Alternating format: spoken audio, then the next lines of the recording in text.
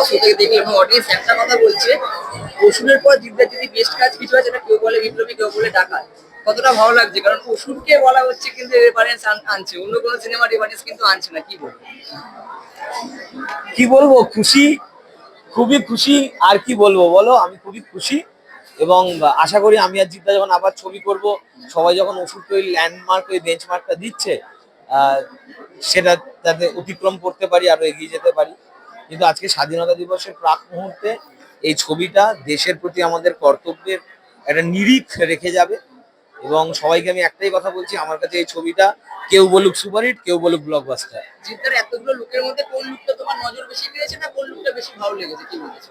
আমার সবচেয়ে ইয়াং জিদ্দার, যেটা মানে ইয়াং অনন্ত সিংহর যে লুকটা, আমার ওটা দেখলেই আমার সাথীর জিদ্দাকে মনে পড়ে যায় এবং ওইটা আমার পছন্দের। এবং আরেকটা হচ্ছে যেটা নর্মাল অনন্ত সিংহের একটু বয়সকালীন লুক হয়েছে, যেখানে তার ট্রেলারে অনেকগুলো অসহায় জায়গার মানে অভিব্যক্তি ফুটে উঠেছে। এই দুটো লোক আমার সবচেয়ে বেশি ভালো লেগেছে।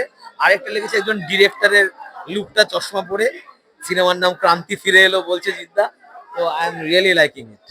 ফিউচারে কি জিদ্দাকে নিয়ে আর কোনো কাজের প্ল্যানিং? 100%, প্রতি সময় চলে আমাদের, সারাক্ষণ স্ক্রিপ্ট নিয়ে গোদাগুদি চলে, তো কাজ তো হবেই। জিদ্দাকে প্রেজেন্ট করলে তুমি কি অসুরের লেভেলে বা এরকম level-এ? হ্যাঁ হ্যাঁ হ্যাঁ হ্যাঁ, হাঙরকে নিয়ে সমুদ্রে যেতে হয় দাদা, পুকুরে গেলে হবে না।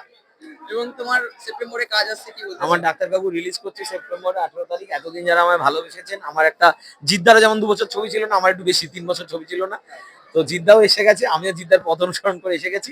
প্লিজ সবাই হলে গিয়ে ডাক্তারবাবু দেখো। প্রসেনজিৎ চট্টোপাধ্যায় আছে, ঋদ্ধি সেন আছে, আর একটা নতুন ছেলে অভিনয় করেছে। ছেলেটা আগে ডিরেকশন দিত, এখনো দেয়, পাভেল বলে।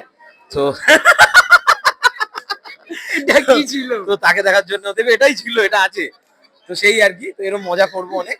তো আজকের দিনটা জিদ্দার, এখন পুরোপুরি 18 সেপ্টেম্বর অব্দি কেউ বলে ডাকাত, কেউ বলে বিপ্লবী, আর 18 সেপ্টেম্বর থেকে ডাক্তার কাকু। শুধু তোমার? হ্যাঁ, তারপর পুজো অব্দি ডাক্তার কাকু। এবার একটা কথা বলো, বলো। জিদ্দার দেখলে কোন গানটা সব থেকে বেশি মনে পড়ে? এতবার কিন্তু গান রয়েছে, কোন গানটা শুনলেই মনে হয় গাইতে ইচ্ছে করে, এই গানটা কথা মনে পড়ে? এইবার ঘুরে পেছনে লাইট পড়তে হবে গানটায়, এইভাবে ঘুরে দাঁড়াবো, পেছনে লাইটটা পড়তে হবে। বুঝে যাচ্ছ তো কোন গানটা?